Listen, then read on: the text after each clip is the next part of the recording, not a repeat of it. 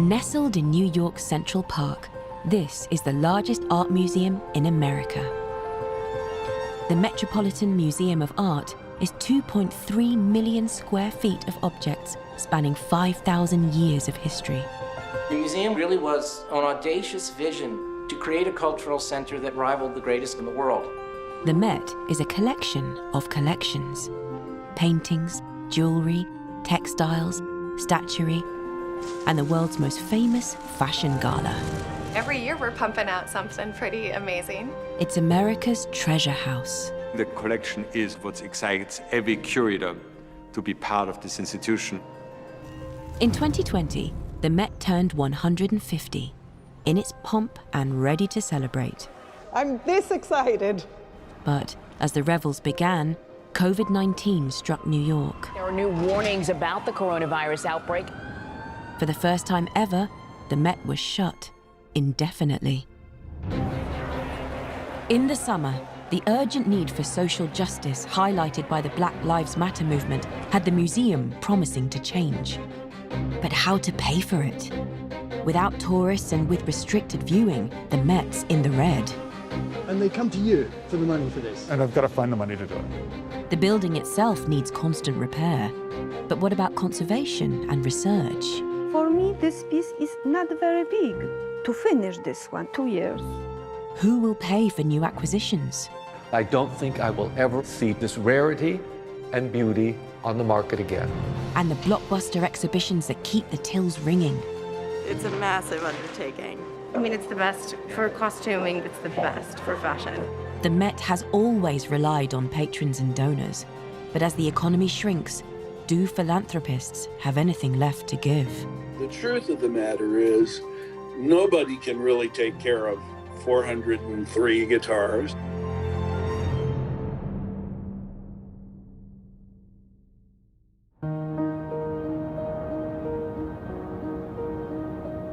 It's autumn 2020. Halloween and Christmas are not far off, but at New York's Metropolitan Museum of Art, they're not feeling celebratory. The pandemic's left a $150 million hole in their finances. Once, 25,000 visitors came through these doors every day. Post-COVID, safety regulations mean it's 5,000 at most. I would give them a chance to get their stride. It's like you're coming out of a cocoon. 9 months into the Met's anniversary year, President Dan Weiss is philosophical. The world has changed in such seismic and remarkable ways. I think it's important to be mindful of the many things I don't know and cannot do, and therefore to be appreciative of others who can do those things. The violin on my wall reminds me both of its beauty, its magnificence, but also of when I aspired to learn to play it. And in very short order, my teacher concluded I didn't have an ear for music and I would never be able to learn to play the violin. I suspect as a teacher, she was a complete failure. But I look at this instrument and I'm reminded of both things. It is one of the great objects of the musical universe for me, and boy, I cannot play it. I just don't know how. But I love to watch people who do. Most people think leadership is about telling everybody what to do. And I don't see it that way. Any leadership job is really about empowering other people to do what they can do better than anyone else. And I'm very good at surrounding myself with people who are a lot more talented than I am. Slow and keep an eye on the front. Safety concerns mean few staff are allowed on site. The heavy lifting team are in today to send home a 4-ton megalith lent by a Senegalese museum. Keep coming, keep coming. Stop.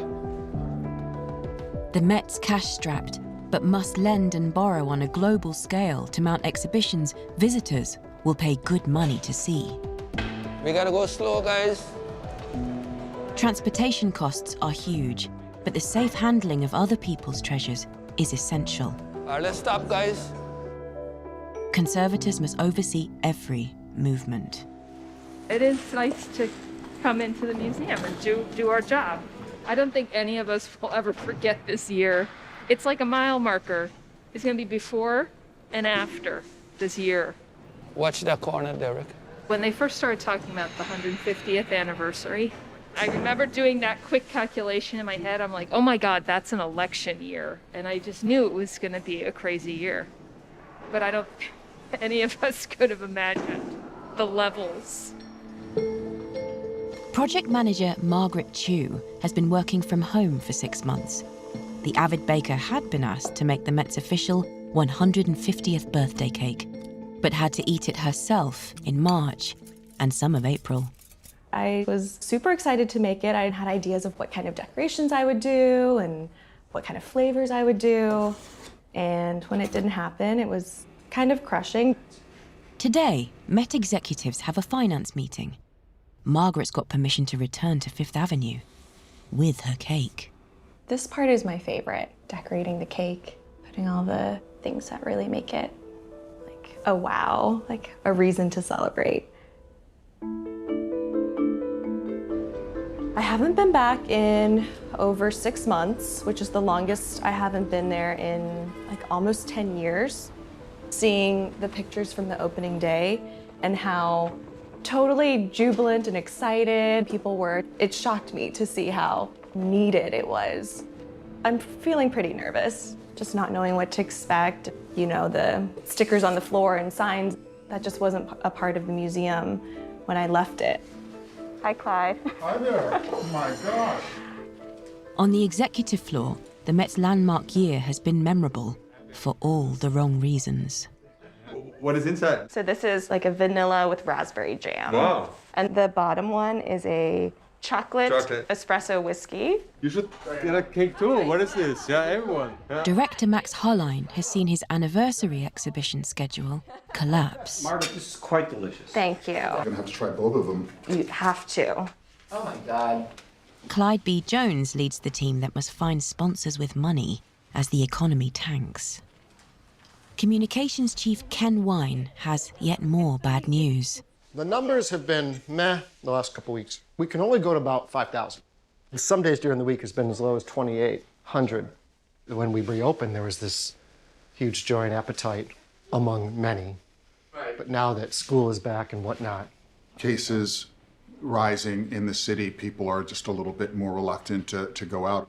We can't bring donors back. We can't do stewardship. We can't invite people in. You're in the relationship business. That's right. How do you do relations? How do you do relationships when you can't see people? Even our staff of almost 2,000, we asked back, 400-ish. To the others, we said, please don't come back. You know, it's like a wildfire across the cultural landscape, and who can survive in the long run is really, really going to be scary. I mean, we're not going anywhere in terms of improving until Europeans are allowed to fly here. New York City enjoyed 1 million visitors from China last year for the first time ever. The Met was their #1 destination. How many years is it going to take for that group to come back? A very loyal, wonderful group of visitors who spend a lot of money. Every single constituency of the museum is going to have to come together to get us back to where we were. It's going to be the funders, it's going to be the visitors, because people have to be willing to come back into the museum in greater numbers than they are right now. The community is going to have to come together in a way to encourage just civic engagement.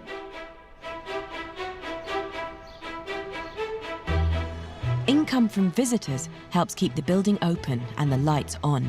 4 blocks long, 5 stories high, 2.3 million square feet under 14 acres of roof, 6 of them of glass.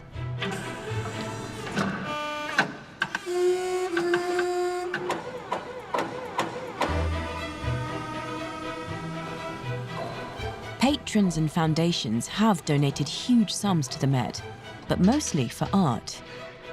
Few want to pay for photocopiers, floor polishers, or specialist lifts like this that cost thousands of dollars, new or used. We call it spider rig. Or this team showing how many people it takes to screw in a light bulb. I know it's a joke, but we do more than changing light bulbs. But we have between 60 to 70,000 light fixtures throughout the building. It's a complicated job, believe it or not. Clyde Jones has an inspiring view of glass roofs being replaced at a cost of $150 million, a project begun before COVID. Much of what we do is a personal connection. Having people in the museum, having them see the objects, having them engage with the exhibitions. We have been able to engage with folks in small groups, but it's a whole lot more difficult to do 100 engagements with 2 people than it is to do 1 engagement with 200 people. It's through the generosity of individuals and corporations and foundations that we're able to be here at all.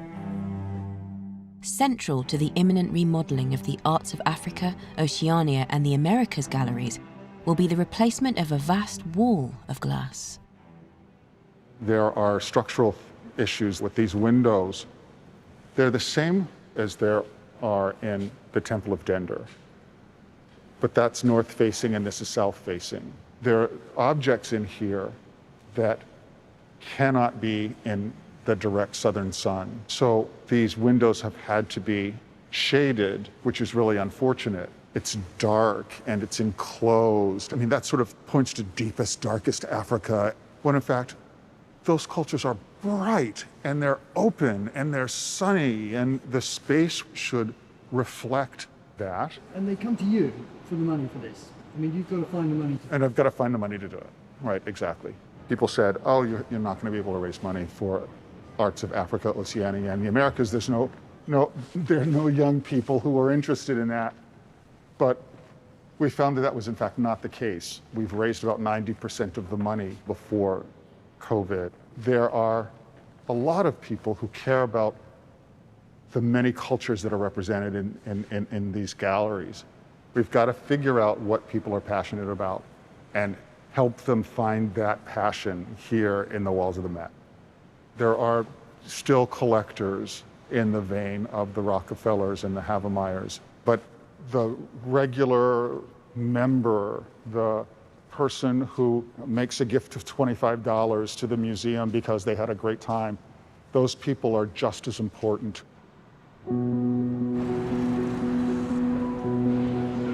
Some senior staff salaries are sponsored. Michael Gallagher is head of painting conservation, a post funded by an aeronautics corporation. After months at home, he has permission to return to a passion project he had to abandon in March. My first day back, and I completely choked up. To be back in here, to be handling an object again, I kind of wave of, oh my God, I've forgotten how much I love this. What an incredible privilege it is. This was a new discovery, the Bohemian picture by the master of V.C. Broad. When I saw this picture in Paris, the background was entirely overpainted, but there was a suggestion of an intact original background underneath. So we took that risk. In fact, the chair of the acquisitions committee said, on a scale of 1 to 10, how sure you can get that overpaint off and that the original's intact underneath? And for no good reason, I said a 9. And could have been the end of things. The panel was to be auctioned in Dijon. Potential buyers' new X-rays had revealed what lay beneath the overpainting, but not its condition. Gallagher was sure he could remove the dark material, but didn't know if the masterpiece would come off with it. The removal of the overpaint all takes place under the microscope. The pigment's imbibed a lot of varnish over the years. You can see the color change, where there's some varnish been taken off here and where it is still on here. The color palette has been a sort of shock to everyone. This painting was from the middle of the 14th century, so it's an incredible survivor. I'm saving removing the varnish from the central figure group till the end. That will be like dessert, because it will be straightforward. The varnish on the very top is probably late 19th century, early 20th century. The overpaint is quite a bit older than that.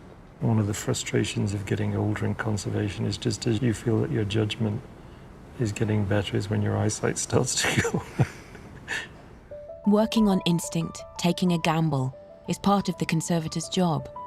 But the COVID cash crisis has made the museum risk-averse. Right now, there is no question we would not be probably pursuing the acquisition. I don't think I could responsibly take that risk again. Head of European Paintings, Keith Christensen, comes to the studio. He is soon to retire.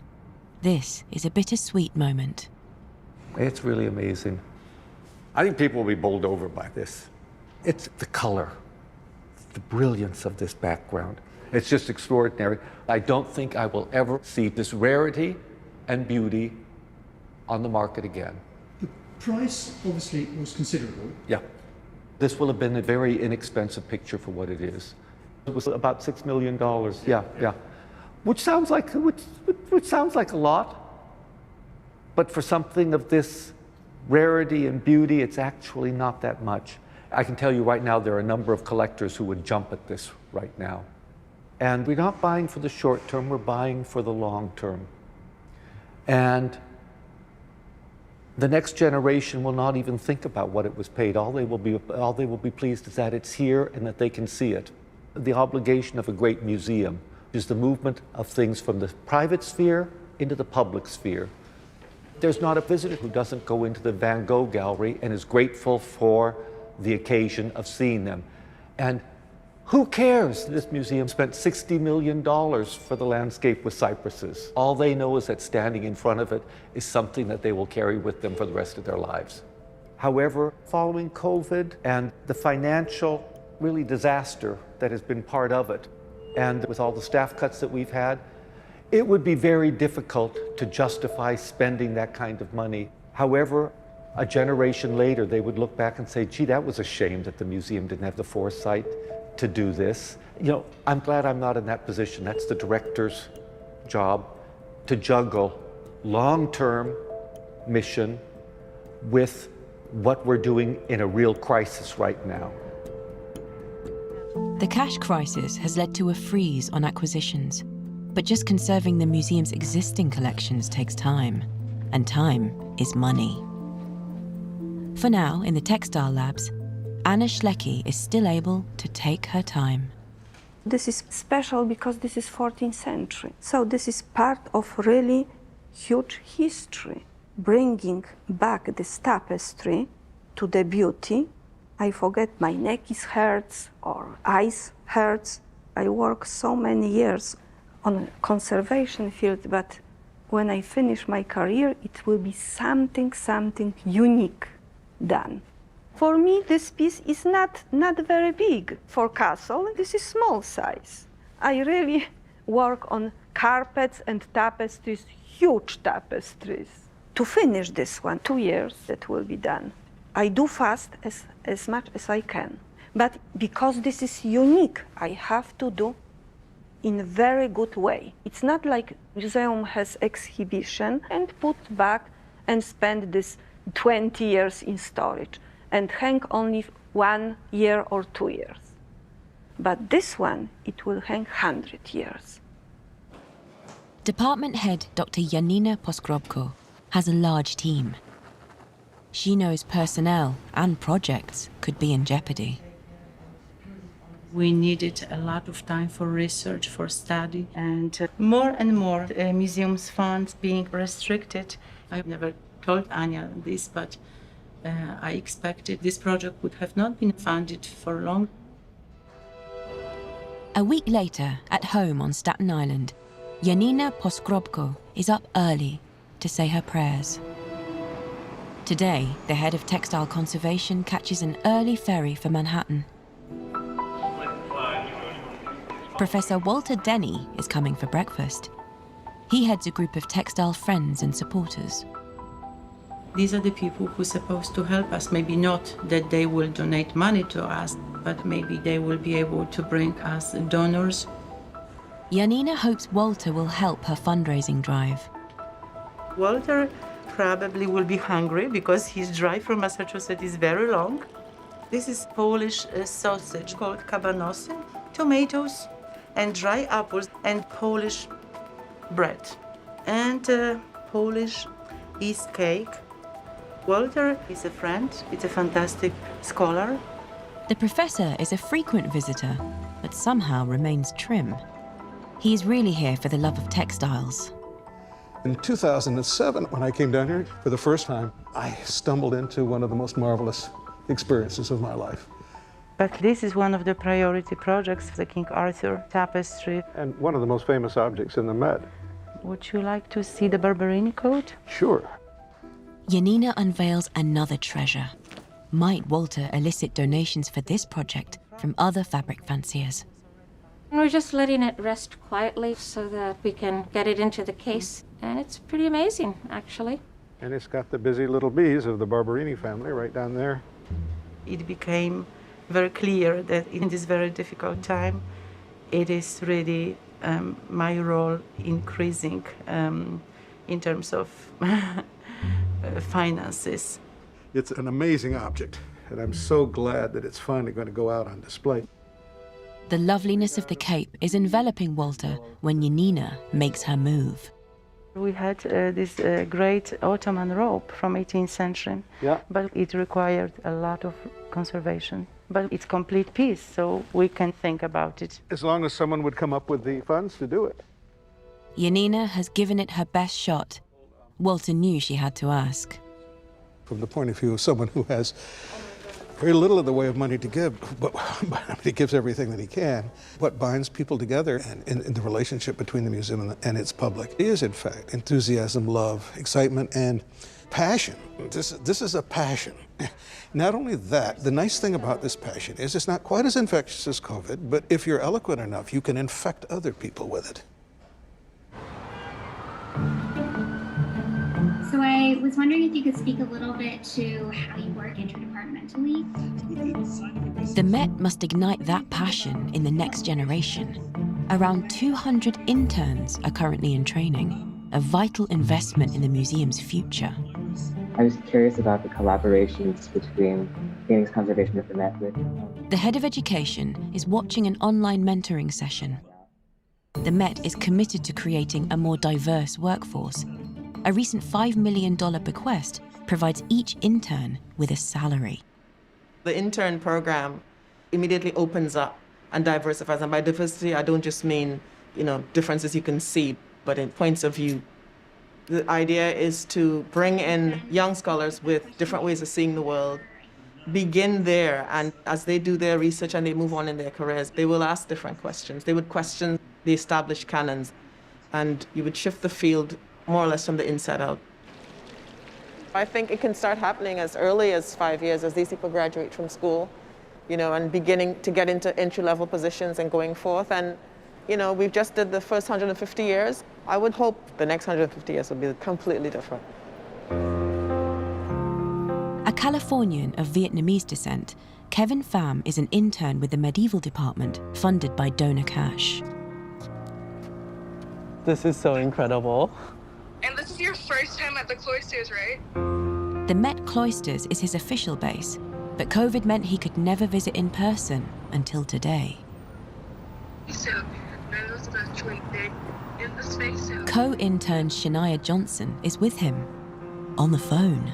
One of my professors back home told me about the internship and how could I pass up an opportunity like the Met. The Met Cloisters is a network of medieval buildings, home to a collection of objects that, until now, the interns have only experienced virtually. Oh my, those vaulted ceilings! I know, right? Being paid to study makes interning possible for students from communities and backgrounds underrepresented in the Met staff lists. My family, my parents, my grandparents, they never had the opportunities to go to museums, to enjoy artwork, to understand art. And that's something that I'm fighting for, that a lot of my peers are fighting for too. We're fighting to be in these places, not just as guests admiring the artwork, but doing this kind of work as well. I still love the little detail of baby Jesus tugging on the first king's hair like that. It froze a little bit. Oh, whoops. Hello, hello, hello. Kevin's main mission today is to see a 16th century book of flower paintings he's marveled at online. Hi, Shania.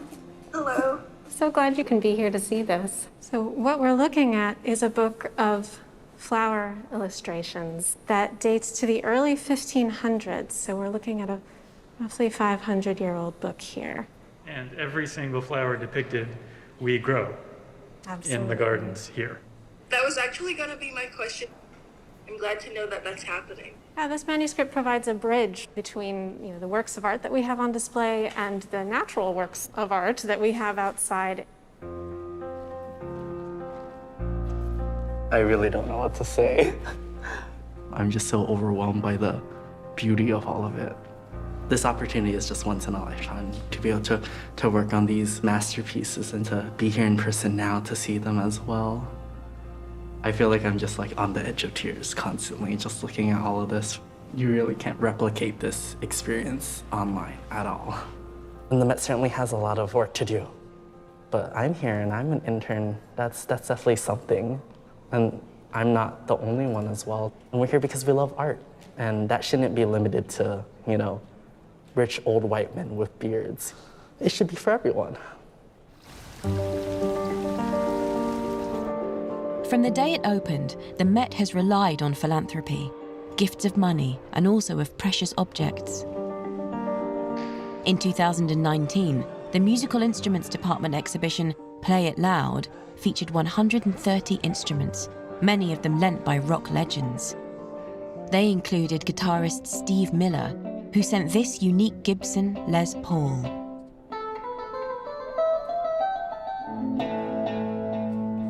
Yeah. Jason. Hey, Steve. How are you? I'm good. We can't see you yet. Miller has been a key donor to the Met for years.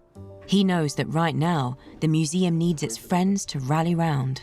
That's been 10 years now, so. 2011, yeah. Yeah. And, gosh, we've done 3 shows, and it's just been fantastic. To actually have an input is really gratifying, and it's so important for just our culture, for all of us to support our museums. We're fortunate that we live in a time when we have these institutions.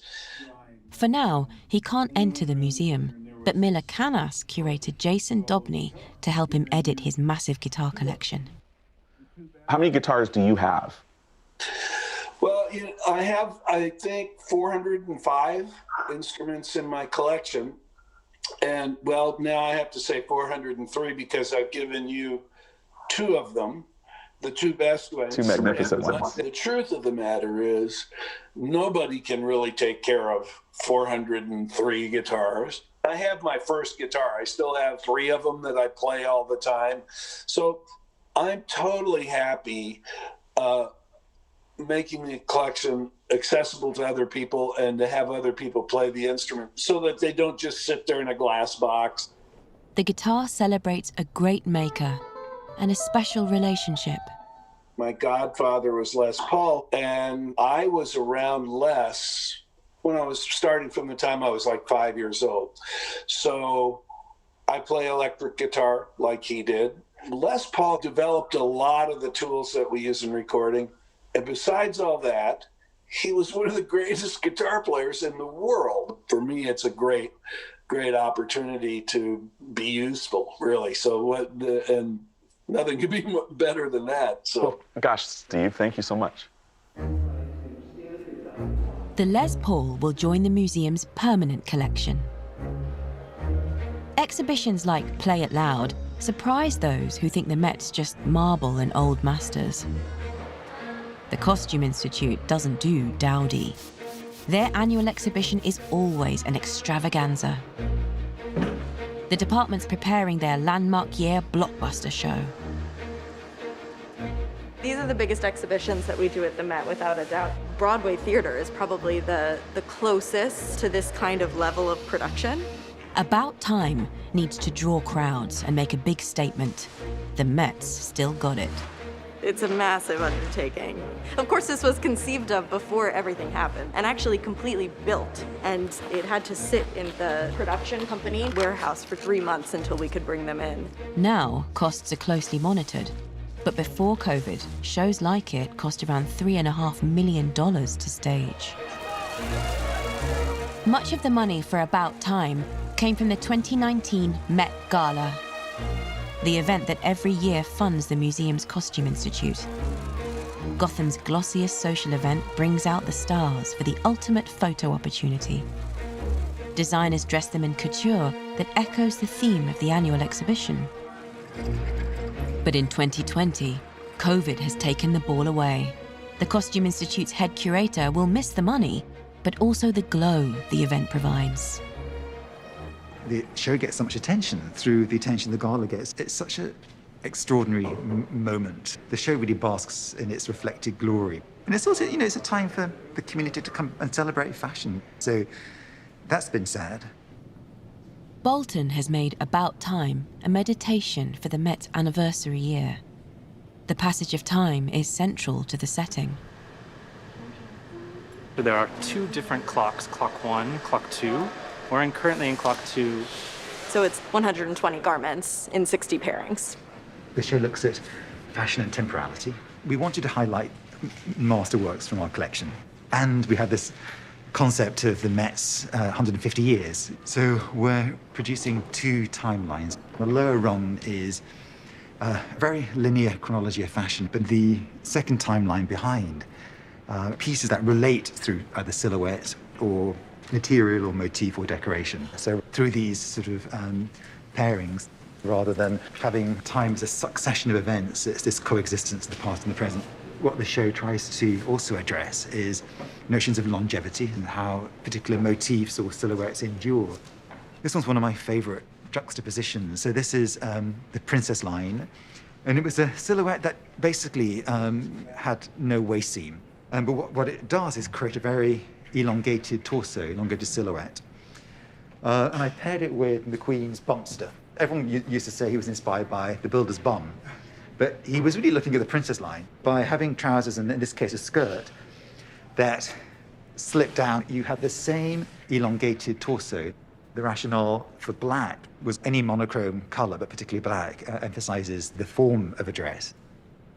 It's art as theatre. This off-Broadway production costs a fortune, but the Institute has help in kind as well as in cash. Like all Met departments, they rely on the kindness of strangers and the closest of friends.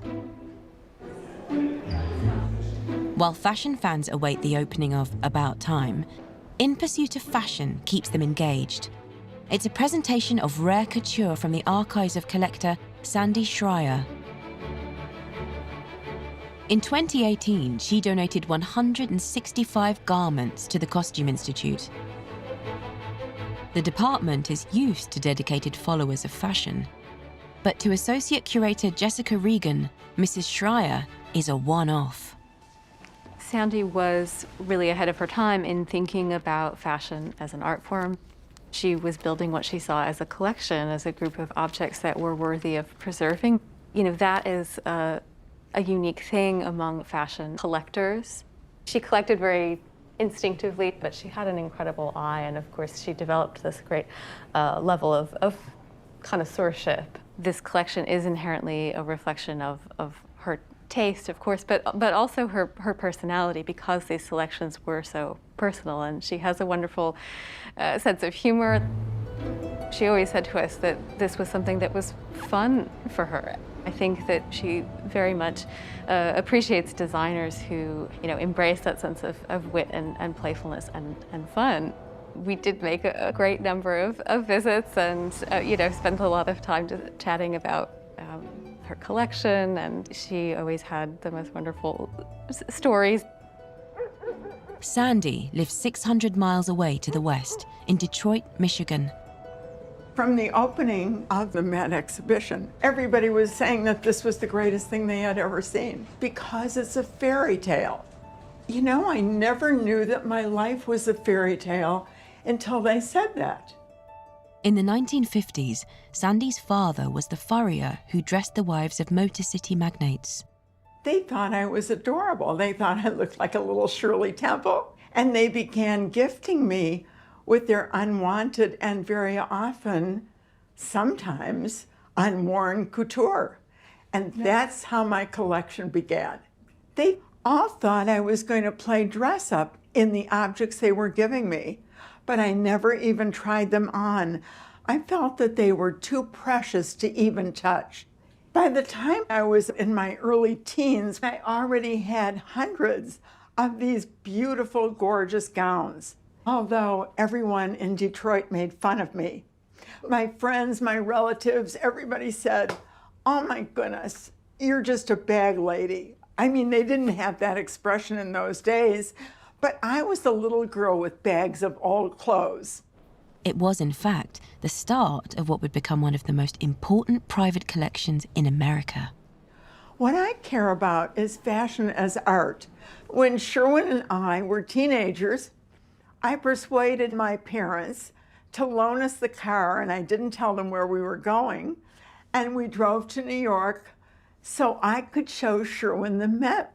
And as we walked through the galleries, I said to Sherwin, "One day, my beautiful dresses are going to be right here." The garments could have gone to any museum, but to collectors like Sandy, only the Met will do. The Costume Institute holds items from around 5 centuries. Many of them are actual garments. The best are available for exhibitions, others are kept as references for fashion researchers. There's also a huge accessories archive. We have almost 33,000 objects overall. Shoes, hats, jewelry, parasols, handbags, fans, muffs, collars, aprons. The benchmarks of the Met's founders still pertain. Beauty and excellence determine which hats and handbags are worthy of the collection. It's a combination of acquisition from an auction house or a dealer, as well as donation. Sometimes it's a collector that collected a lot of pieces, and sometimes it's a donation straight from the designers themselves. No detail is too fine to be of interest. The Met has a pair of Alexander McQueen armadillo shoes from his final catwalk show, Plato's Atlantis. These were a purchase for us. They were designed for Alexander McQueen, and they are iconic because of the shape they create on the foot. They are sought-after objects. Lady Gaga wearing them certainly helped their prestige. But what was the genesis of the design? The Met has traced the London shoemaker McQueen hired to interpret his ideas with a view to acquiring her original artwork. I received an email from Andrew Bolton from the Met to say that he was potentially interested in acquiring the archive. It's so exciting. I've kept every single bit of artwork. Trained at the Royal College of Art, it was the sculptural qualities of her own footwear range that attracted designer Lee McQueen to Georgina Goodman. He said, "Can you draw?" And I was like, "Yeah, I can." And he put some paper in front of me, goes, "Draw something." I think I drew 10 things. He looked at them and he said, "Do you think you could work with me?" And I went, "Yeah, I do. I could work with you. I'd love to work with you." This is a research and design folder for the alien shoe. It's the same collection as the armadillo. This is actually a drawing that's been amended in a meeting with Lee. Oh, and here is a very early sketch of the armadillo. It does function as a shoe. You can wear it. It can be walked in. Originally, he wanted it with no heel. There had to be sort of a compromise, but it was about getting this form. Working with Lee, I had to interpret what he was thinking, look at what the clothes were and suggest ideas. It's not my job to put my thoughts on paper, it's my job to interpret his vision. I think the right place for these drawings is the Met. Alexander McQueen is such a key part of fashion history, and I think the armadillo shoe was a pretty key element that people do remember. But I don't know how to preserve the archive. They are very precious to me, and I want it handled with white gloves by lovely curators. And these drawings should be seen by other people. When I show students of footwear, they get excited because they know the object, and then to see the process is so special. Showing a drawing or showing where an idea has come from actually helps people connect to the object. If other people could be inspired by it, that's really exciting, and that does help you feel validated as a creative. These drawings will add depth to the stories the Institute can tell. The Met's reputation as a centre of academic excellence is enhanced by donations like these.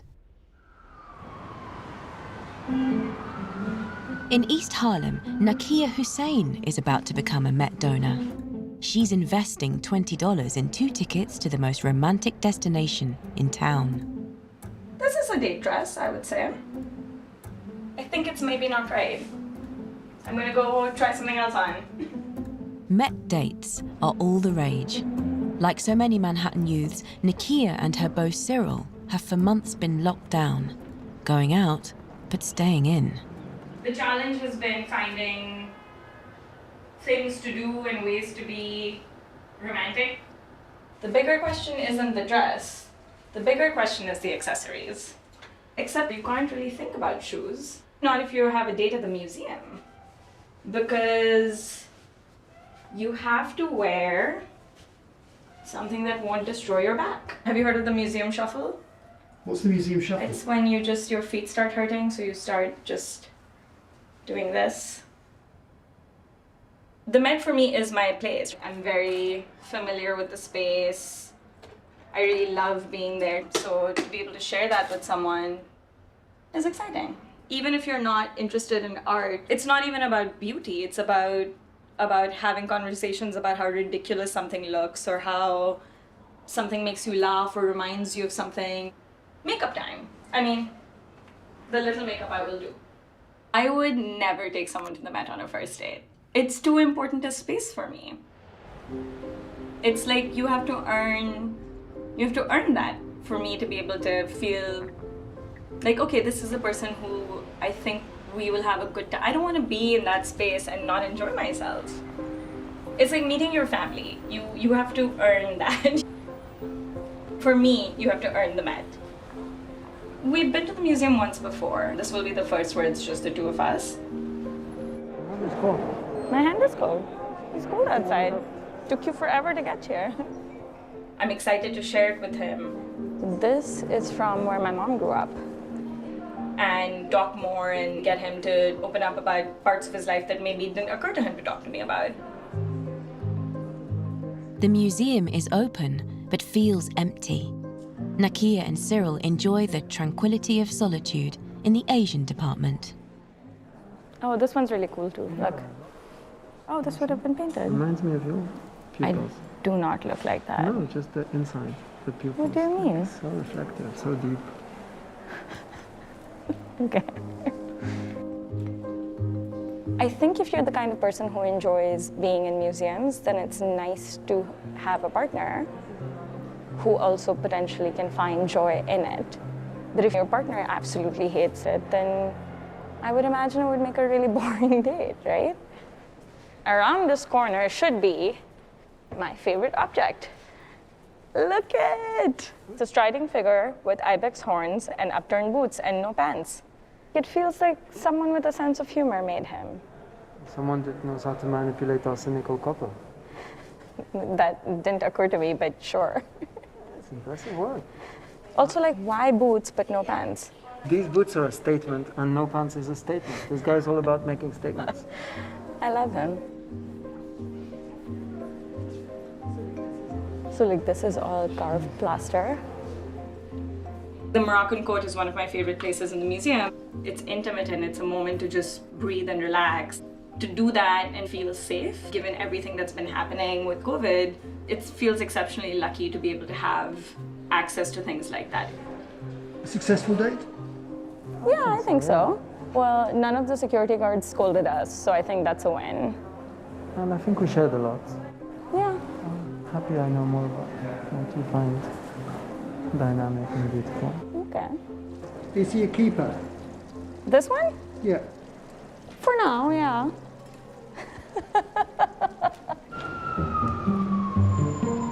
Locals like Nakia don't have to pay to enter the Met.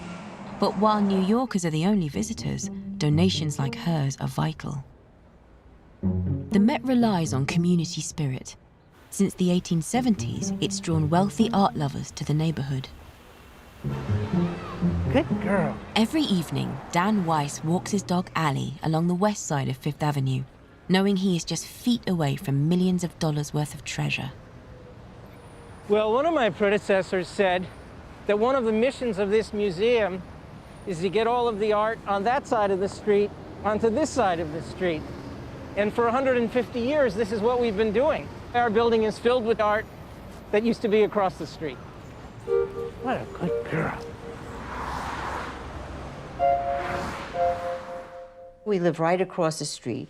Some of the exhibitions do have lines that go down right in front of our sidewalk here. And we're fortunate to have the Met as our neighbor. We look out and we see the Temple of Dender and the northern part of the museum.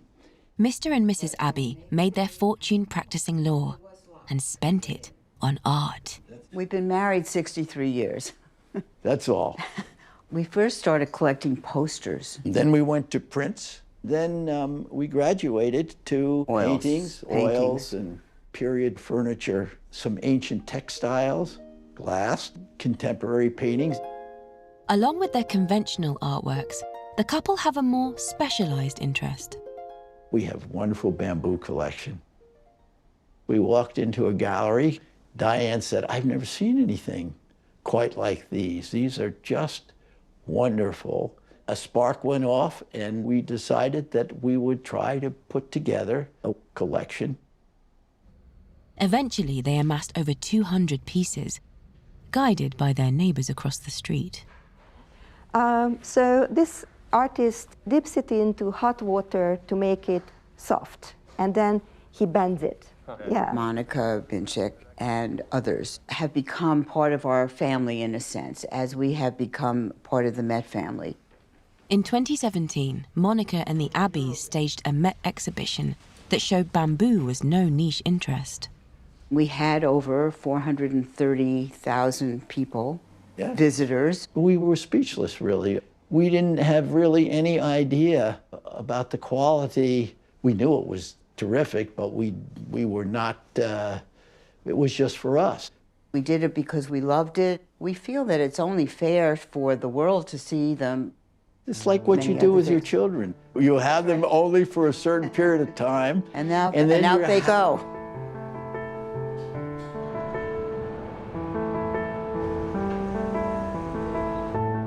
On October the 29th, About Time opens. The annual Costume Institute exhibition is still a big draw. New York has always been America's fashion capital. The faithful turn out in droves for Andrew Bolton's costume drama.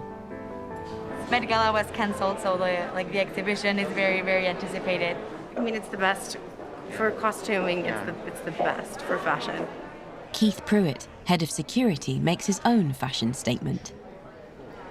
I've always attributed the way that I dress to my time in the Secret Service.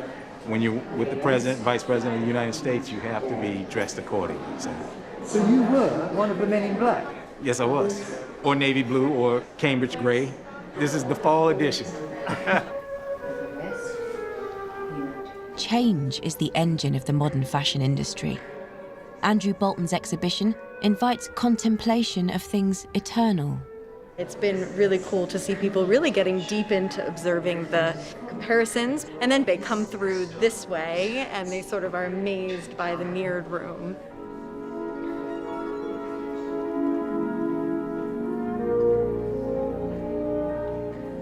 To see the reflection of the pieces on the ceiling and experiencing each piece in 3 dimensions was really extraordinary. Somehow the Met manages to show clothing and show fashion in a new way each time.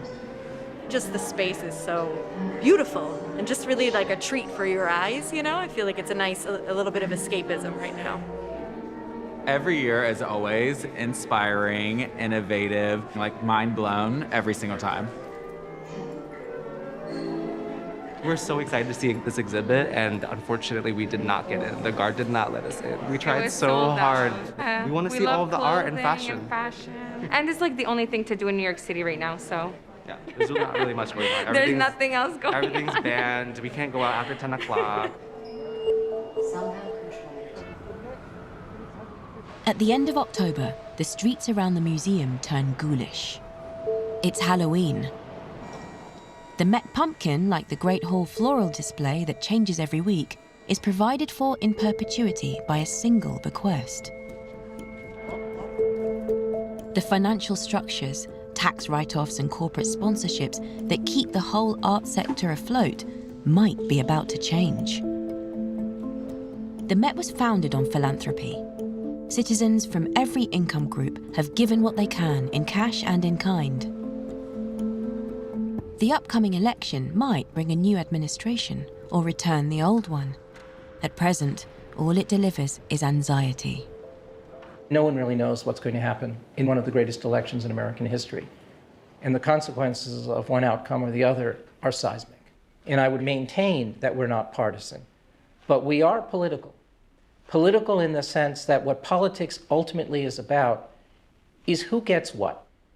The Met has money worries, but is wealthy compared to smaller institutions. Some industries have received a COVID bailout, but there's been little for the arts. On November the 3rd, America goes to the polls. Communications chief Ken Wine and his wife Barbara join the rest of America by the television. There was a line about 6 people deep at the liquor store tonight. I do think that it's an obsession for people this year. I am hopeful that it will be decided by 11 o'clock tonight. Jeremy, our son, thinks Friday at the earliest. Barbara will not engage. The stakes are really high for New York City. The economic impact on the pandemic is everywhere. What that means for the cultural institutions across the city is devastating. When you read the paper and the Germans threw billions of euros at the arts world, and that's not going to happen in the United States, regardless of who wins tonight. It really exposes the American model of funding of cultural institutions. We fund our museums, our hospitals, our universities through private philanthropy. And, okay, what's going to happen now? This isn't said out of worry of what will happen to the Met. The Met will continue to be a strong, important institution. But what that means for the dance company in Staten Island or the small museum in the Bronx, that writ large across the country, it's really challenging. It's not hyperbole when you see the historians and the commentators on TV saying this is the most important election in our lifetimes, if not the modern history of America. I just this afternoon was going back and forth. Should I send a note to our department saying, I won't cross any partisan lines here, sending strength to each of you and to our city and nation as we get ready for whatever this next chapter will bring. But look, we're New Yorkers. We both lived here for 30 years-ish. Yeah. Right? We are very much of a bubble here where people pretty much are all on the same team. We've been through intense elections, but nothing compares to what our city and country is going through right now. 7:15. We have so long to go.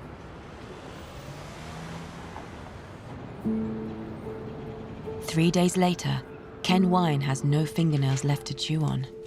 Having all waited months and months for the election, sure enough, here we are, and the counts are still going on. The news is kind of coming at us in many different ways. The virus is raging again. We had this news alert that Pfizer had a vaccine. That's great, but you gotta think, for this museum to be working to the capacity it needs to, how long is that gonna take? The Met is a place where we plan things. We have 40 exhibitions. An exhibition takes 3 to 5 years for its gestation process. But we don't know what's going to happen days ahead of us right now. What makes this environment so challenging, it's not necessarily did my candidate win or lose, it's that uncertainty, I think, is wearing on people. And we have just unending uncertainty right now. The Met holds art from 5 millennia, objects that have seen pestilence and upheaval. Taking the long view comes naturally to Dan Weiss. The Egyptians left so many records. There is so much papyrus material that survives. I'm trained as a medievalist and a classicist, and I tend to gravitate towards that material.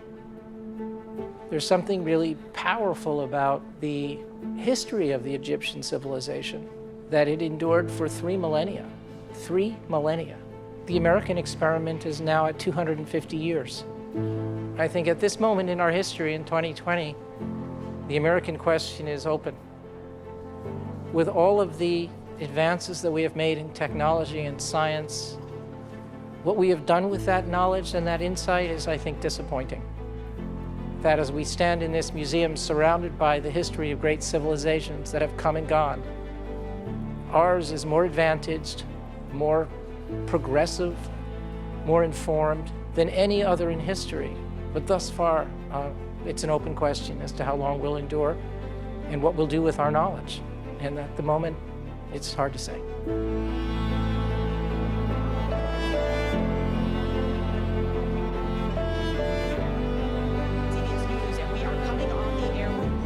On November the 7th comes resolution. Projects that Joe Biden has been elected the 46th President of the United States.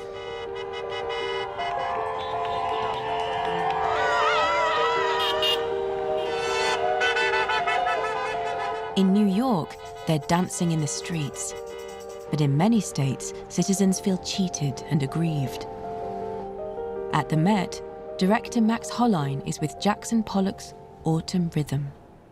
I just find it absolutely breathtaking. I still remember when I was a young kid and came first to the Met from Vienna, Austria. It was an even bigger canvas back then when I was a small child.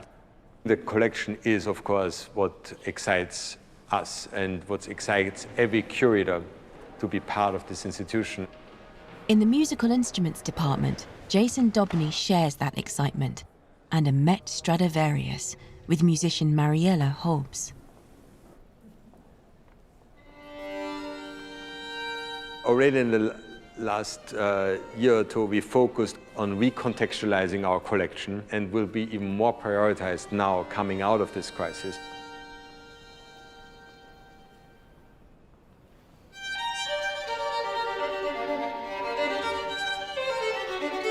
The Met is now 150 years and 8 months old. For Dan Weiss, it's been a year to remember. My job as a leader, to be surrounded by people of such great talent and dedication, who love this place as they do, is inspiring.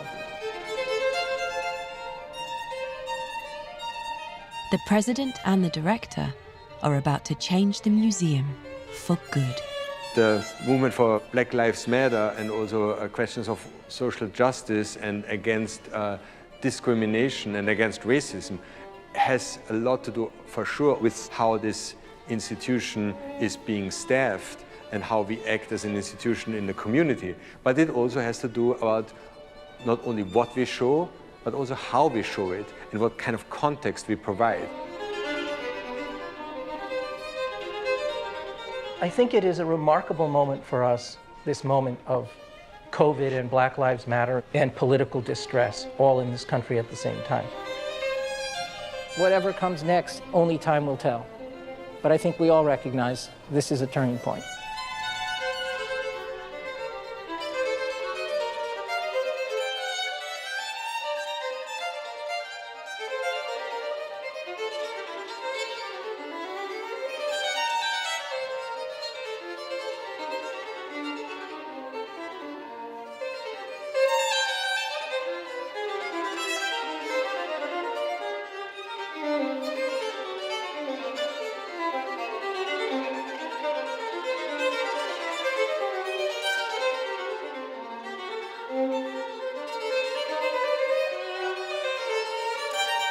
Thank you.